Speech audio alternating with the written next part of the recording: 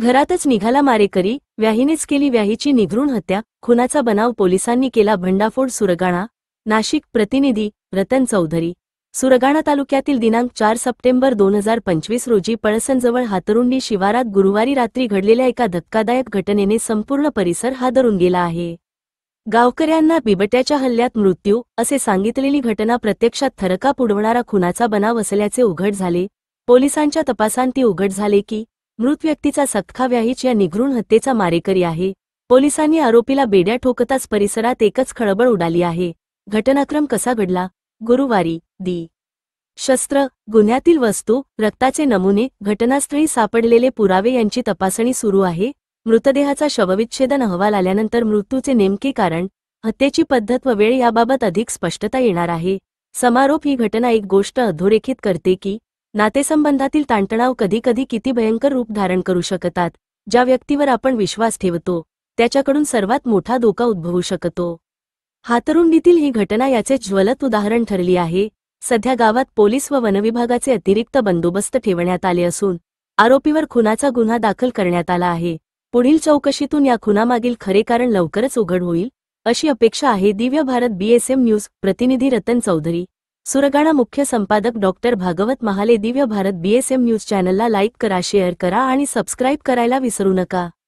4 रात्री 10:30 वाजताच्या सुमारास हातरुंडी येथील पातळी शिवारात 65 वर्षीय देवराम नाना गावित हे झोपडीवर झोपलेले असताना बिबट्याने हल्ला करून ठार मारले अशी माहिती संशयित शिवराम गंगा गवळी हातरुंडी या व्यक्तीने गावकऱ्यांना दिली.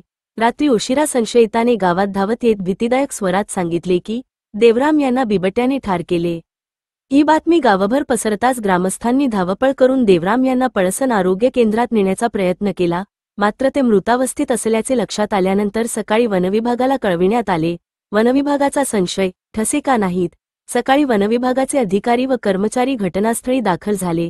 बिबट्याने हल्ला केला असल्यास नक्कीच शेतशिवारात पावलांचे ठसे, झटापटीचे चिन्हे किंवा प्राण्याचे हालचालीचे पुरावे आढळायला हवेत. मात्र घटनास्थळाची कसून पाहणी केली असता असे कोणतेही ठसे किंवा पुरावे आढळले नाहीत. यामुळेच वनकर्मचाऱ्यांना आणि पोलिसांना संशय आला. पुढे तपास सुरू असतानाच परिस्थितीचा वेगळाच पेच समोर आला. घरातील रक्ताचे डाग, खरी कहाणी उघड. वनकर्मचारी व पोलिसांनी मृतदेह शेतातून आणून घरी ठेवण्याच्या प्रक्रियेत घराची झडती घेतली. त्यावेळी घरातील भिंतींवर रक्ताचे ठिपके आणि सिंतोडे उडाल्याचे आढळले. तसेच घरात काही वस्तूंवर रक्त लागलेले दिसले. यामुळे पोलिसांचा संशय अधिकच गडद झाला.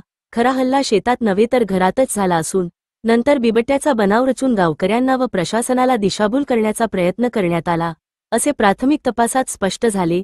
मुलाची फिर्याद. पोलिसांचा निर्णायक पाऊल. या घटनेनंतर मृतदेहाचा मुलगा हिरामण देवराम गावित याने थेट सुरगाणा पोलीस ठाण्यात फिर्याद नोंदवली. त्यावरून पोलिसांनी संशयित शिवराम गवळी याला ताब्यात घेतले. पोलिसी चौकशीत अनेक विसंगती उघडकीस आल्या. सुरुवातीला तो बिबट्याने मारले अशी खोटी कहाणी रेटत होता.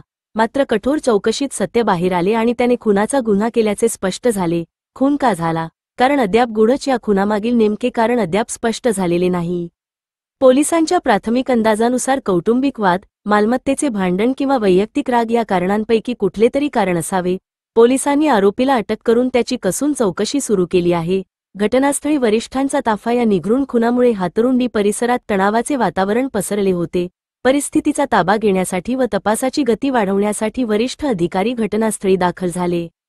वनपरिक्षेत्र अधिकारी सुधीर कंवर, सहाय्यक वनसंरक्षक निलेश कांबळे, विजय वेलकर, हे विभाग, पोलीस उपविभागीय अधिकारी कळवण किरणकुमार सूर्यवंशी, पोलीस निरीक्षक सुरगाणा समाधान नागरे, उपनिरीक्षक अण्णासाहेब दिघे, अंबादास बैरागी, भोये या अधिकाऱ्यांनी घटनास्थळी पाहणी करून आवश्यक ते निर्देश दिले.